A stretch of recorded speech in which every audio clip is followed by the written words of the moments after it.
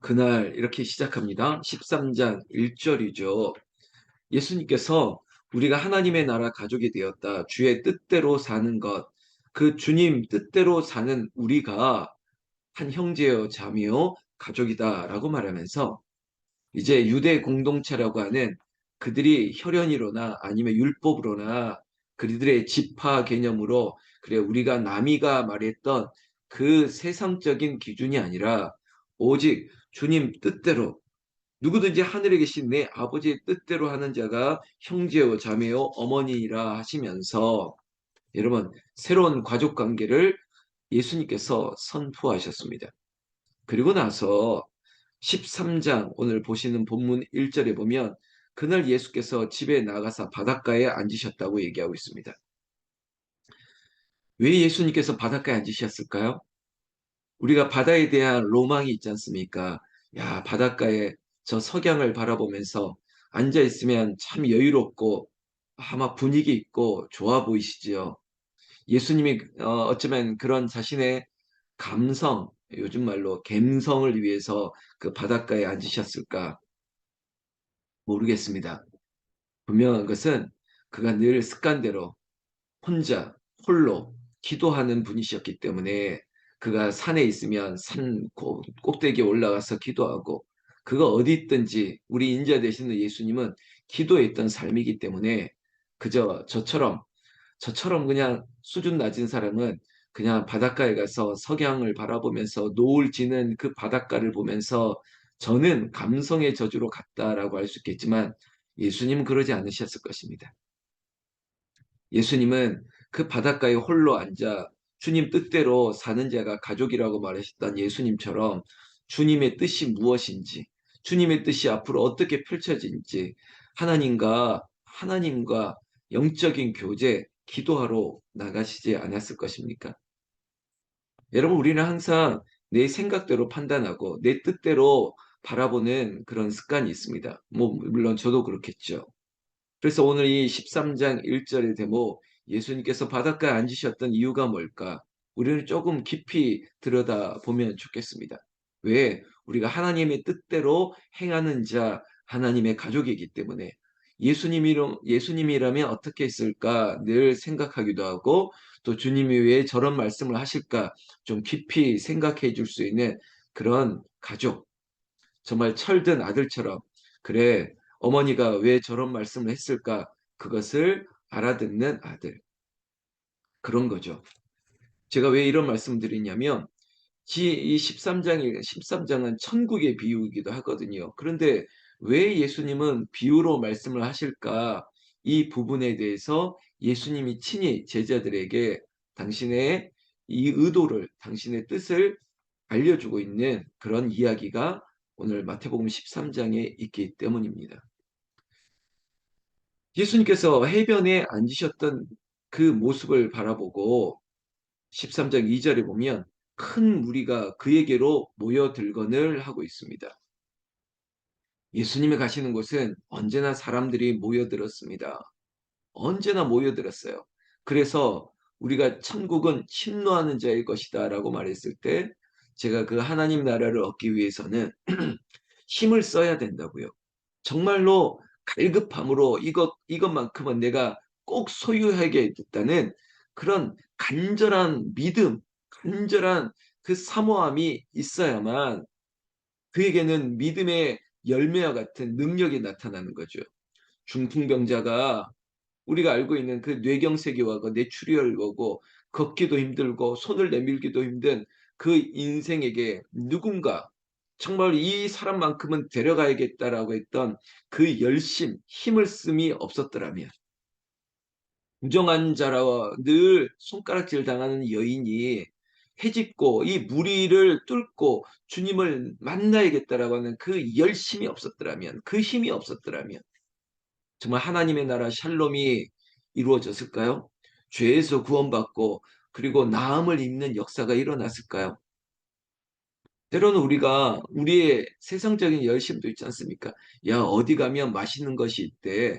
그래서 그 맛집에 가서 줄을 한 30분, 40분 서서라도 이 음식을 한번 맛보고 가야지라고 하는 세상적인 열심이 우리에게 있는 걸 보면, 그래, 이 병에서 나음을 얻기를 원하는데, 그래, 이 복잡한 인생, 막 귀신에게 사로잡힌 인생들이 예수님을 만나야지 이 모든 문제에서 해결됨을 얻을 것인데 라고 하는 그 간절한 믿음, 그것이 예수님께로 더 가까이 나아가게 할 것입니다. 그런 진정성을 가지고 주님을 찾아오는 사람도 있겠지만, 언제나 그렇듯이 사람들이 다 그렇지 않죠. 누구는 마치 불구경하듯이, 싸움 구경하듯이 무슨 일이 일어날까, 또 호기심에 가득한, 야, 오늘은 또 어떤 퍼포먼스가 일어날까, 듣지 않으니까 뭐 귀신도 쫓아났다 그러고, 그리고 듣지 않으니까 못 걷는 사람이 걸었다라고 하는데, 정말 이번에도 그런 일이 일어날까? 막 이런 그냥 호기심 가지고 모여드는 사람이 왜 없었겠습니까? 그러니까 많은 무리가 모여 있다 해도 그 많은 무리가 다 똑같은 마음은 아니었을 것이라는 거죠. 이런 겁니다. 정말 제대로 듣고자 하는 사모함이 있고, 그래, 한번 들어볼까나 하는 그런 사람도 있다는 것이죠. 그 많은 무리 중에는 진짜 예수님처럼 제자로 한번 살아보겠다라고 하는 제자도 있고, 그들 가운데는 그냥 한번 들어볼까나 하는 사람도 있다는 거예요. 마치 이 표현이, 여러분 절대 오해하지 마십시오, 수준이 다른 거예요. 정말 제자가 있고 정말 무리가 있다는 것입니다. 오늘 성경에도 2절 말씀에 큰 무리가 그에게 모여들거늘, 많은 사람이 모여든다고, 정말 이 많은 사람들에게 예수님이 말씀하시기는 하지만 정말 이 많은 무리가 예수님의 가르침을 진짜로 알아들었을까요? 예수께서 배에 올라 앉으셨다고 얘기하고 있습니다. 여러분, 예수님께서, 제가 시작할 때 그랬지 않습니까? 예수님께서 그저 감성에 젖어서 석양을, 노을을 바라보려고 앉으신 것 아닐 것이고, 그리고 지금도 배에 딱 걸터 앉아가지고 다 앉아있는 모습도 여유로운 모습이 아닙니다. 여러분, 한번 반대로 생각해 볼까요? 항상 오해할 수 있는 부분들이 있어서 그래요. 왜 그렇게 하셨을까? 여러분, 해변에 혼자 홀로 앉아서 기도하시는 예수님을 향해서 큰 무리가 밀려옵니다. 그러면 예수님은 갈 데가 어디 있겠습니까? 사람들이 육지에서 해변가로, 아, 예수님이 저기 있네, 확 몰려드는데, 예수님은 뒤로 뒤로 물러갈 수밖에 없겠죠. 바다로 빠지란 말입니까? 그러니까 배에 오르신 거예요. 마치 산상수훈이 있는 것처럼 해상수훈 같아요. 산꼭대기에 앉아서 찾아오는 사람들을 바라보면서 가르쳤던 것처럼, 지금 저 해변으로 밀려오는 저 사람들을 위해서 마치 배가 강대상 같은 것이죠. 더 이상 더 이상 물러설 것도 없고, 그래, 저 많은 사람이 나를 보러 왔는데 배에 걸터 앉으시고, 많은 사람은 해변가에 쫙 앉아 있는 그림을 한번 생각해 보십시오. 참 놀라운 광경이죠. 예수님은 배에 오르사 그 배가 강대상처럼 거기에 서서 거기에서 말씀을 가르치고, 그리고 모여든 사람들은 그 바닷가 해변에 쫙 앉아서 그 예수님을 바라보는 이 광경, 저는 막 그림만 그려도 참 놀랍다 이런 생각이 드는데, 그렇게 3절 말씀 보면 예수께서 비유로 말씀하고 있습니다. 그들에게 말씀하고 있습니다. 그 말씀의 이야기는 이렇습니다. 우리가 잘 알고 있는 씨 뿌리는 자의 이야기입니다. 비유죠. 그 네 가지 땅에다가 씨를 뿌리는 이야기를 시작하고 있습니다. 4절 말씀, 길가에, 이 씨를 길가에 떨어뜨리는데 새들이 와서 먹어버렸습니다. 두 번째, 얇은 돌밭에 떨어졌는데 흙이 깊지 아니하므로 싹이 나오나 결국은 해가 뜨니까 말라 죽었습니다. 그리고 가시떨기에 떨어진 씨가 있습니다. 그런데 가시가 올라오는 기운을 막아버려 또 죽었습니다. 마지막 네 번째, 어딥니까? 8절 말씀. 좋은 땅이라고 있습니다. 좋은 땅. 여러분, 동그라미 치시고, 좋은 땅. 여러분, 아무리 다 들어도, 아무리 다 많은 얘기를 들어도 듣는 사람들이 길가가 되고 그리고 돌짝밭이 되고 가시떨기가 되고 좋은 땅이 된다는 것입니다. 그런데 좋은 땅에 떨어졌더니 앞에 있는 땅에서는 다 죽었지만 이 좋은 땅에 떨어지니 8절 말씀 100배, 60배, 30배의 결실을 하였느니라. 그리고 나서 귀 있는 자는 들을지어다 말씀하셨습니다. 여러분 저를 보십시오. 하나님의 말씀이 하나님의 말씀이 좋지 않은 것이 없습니다. 여러분 아멘 하시죠? 하나님의 말씀은 너무나도 귀하고 좋은 것이에요. 그래서 복음이라고 하는 예수님의 가르침으로 우리가 받아들인다면 여러분 하나님의 말씀이 좋은 것이라고 우리가 인정하고 아멘했다면 그럼 왜 열매가 나타나지 않는 것인가? 결국은 땅의 문제 아니겠습니까? 땅의 문제라는 거예요. 혹시라도 여러분 이렇게 말씀할 때 또 오해는 마십시오. 설교를 하는데 그 설교가 열매 맺는 열매 맺는 유무에 따라서 그러면 무엇이라고 말하겠습니까? 그렇잖아요. 저를 향해서도 목사님 말씀이 은혜가 된다라고 말하는 사람이 있고, 목사님 말씀에 별로 감흥이 없다고 말하는데, 분명히 열매가 있기도 하고, 열매가 없기도 합니다. 그래서 제가 인문학적인, 아니면 정치적인, 아니면 제가 어떤 세상의 어떤 학문과 경험치를 얘기하는 것 아니라면, 말씀 그대로 제가 그냥 스피커가 되고 통로가 된다면, 복음이라면 그 복음에는 문제가 있는 것이 아니라 그저 제가 좀 말을 못하고 제가 해석을 좀 못하고 제가 좀 미련할 뿐이지 그러나 복음 자체는 하나님의 말씀은 귀한 것이죠. 그 귀한 것이 지금 어느 땅에 떨어지냐 이 문제인 것입니다. 그러니까 복음은 문제가 아니라 밭이 문제라는 것입니다. 사랑하는 성도 여러분, 이건 여러분들에게뿐만 하는 것이 아니라 설교자로서의 목회자의 입장에서뿐만 아니라 지금 우리는 날마다 복음을 전하고 있지 않습니까? 다시 말해서 전도하는 사람이지 않습니까? 전도할 때 제가 어제 강도사의 얘기도 했지만 우리가 복음을 전하는 이 우리가 길에 막 지나갈 때 도를 아십니까? 말하는 그런 도가 아니라 복음을 전하는 굿뉴스, 복음을 전하는 전도자 입장에서 또 생각해 보세요. 우리가 전하는 게 좋은 것이에요? 나쁜 것이에요? 좋은 것이에요. 그런데 이 좋은 것을 오늘 이 예수님의 비유처럼 더러는 길가처럼 받는 사람이 있습니다. 돌짝밭처럼 가시떨기가 가득한 땅처럼. 그래 그 사람들은 다 튕겨나가고 다 말라버리고 그걸 소중하게 듣지 않아요. 다 잊어버려요. 그러나 좋은 땅은 역시 100배, 60배, 30배의 결실을 맺겠죠.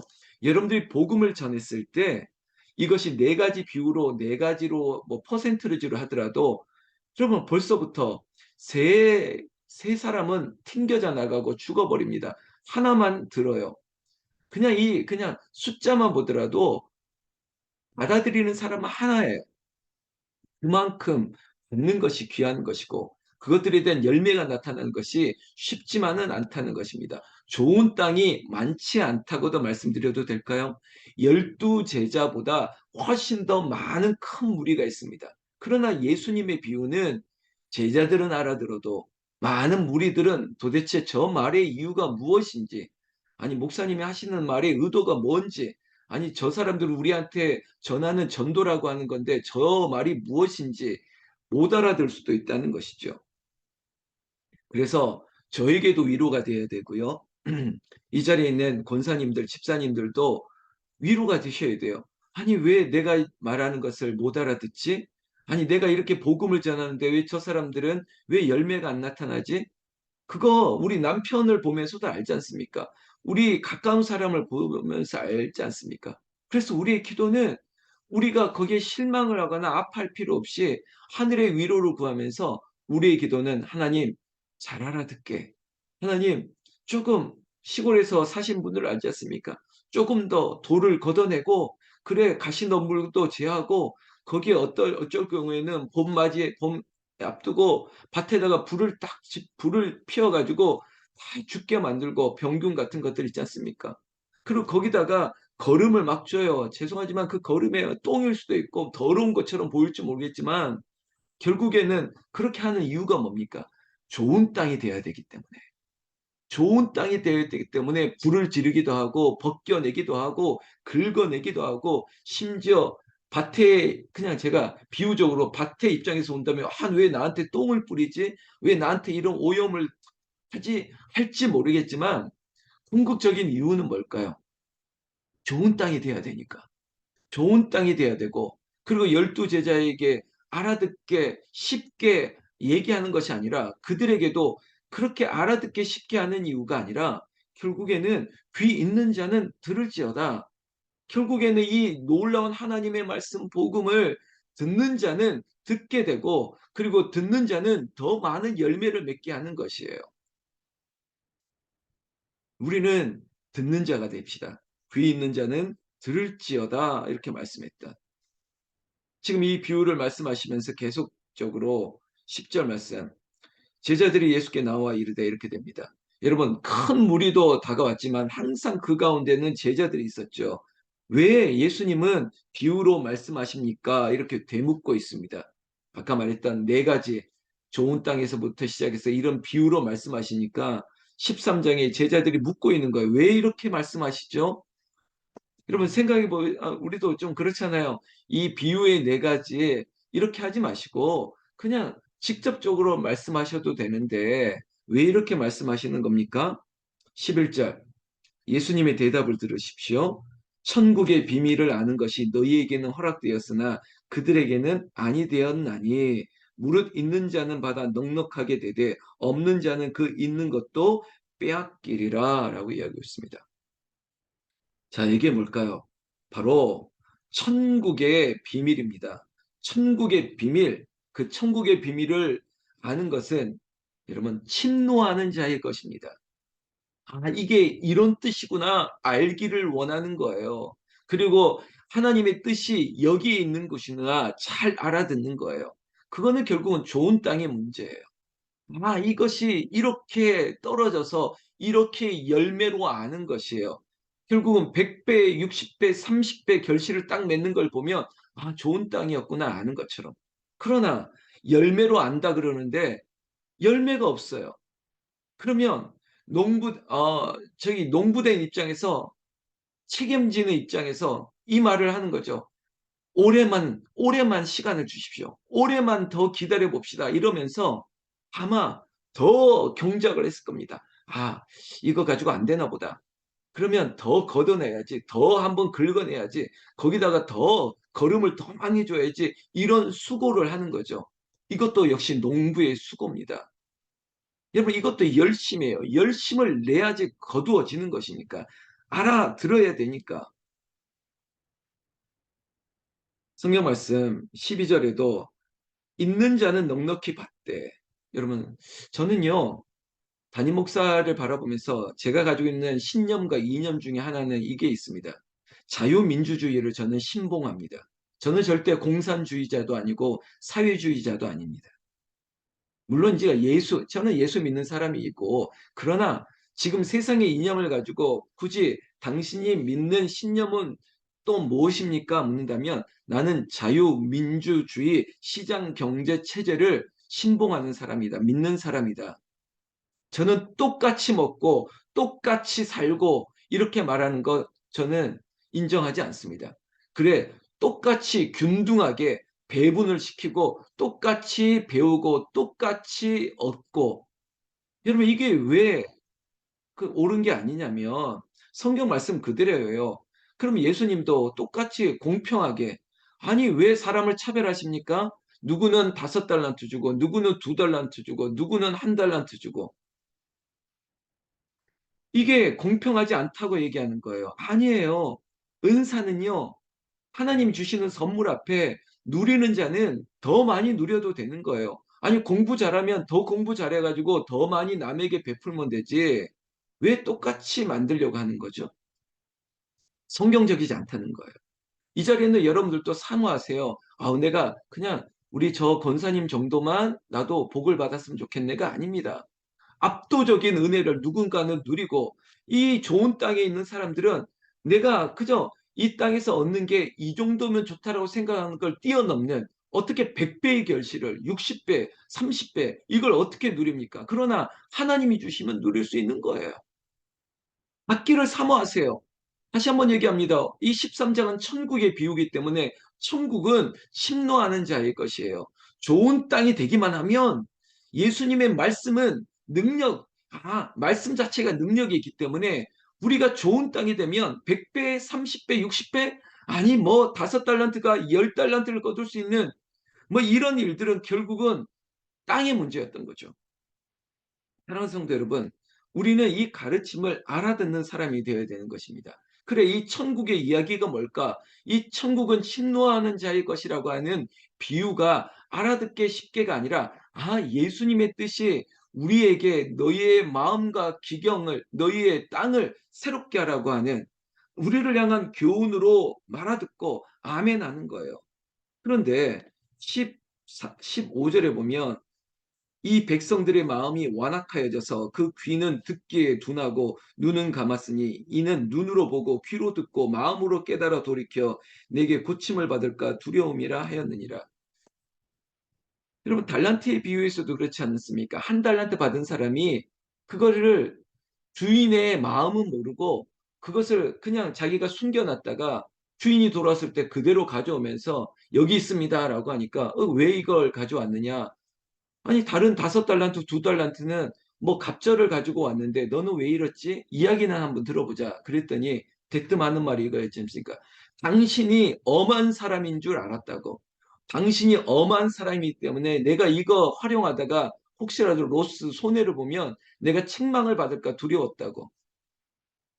여러분 그렇다면 5달란트, 2달란트는 왜 그렇게 했죠?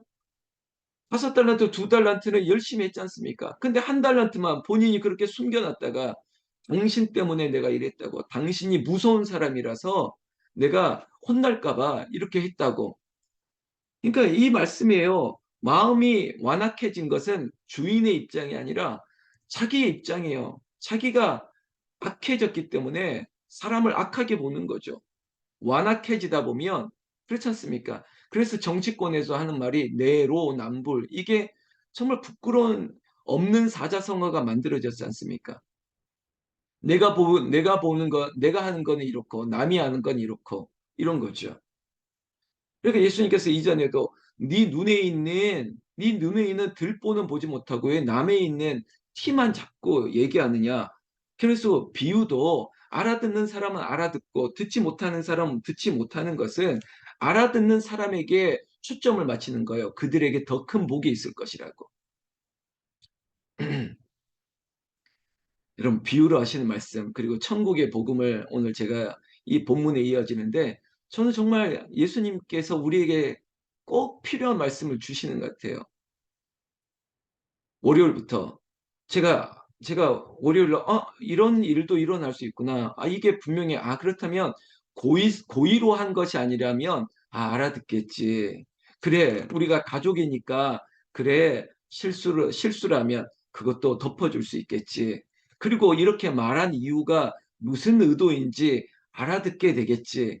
알아듣게 되면 거기에 열매가 나타나는 것이죠.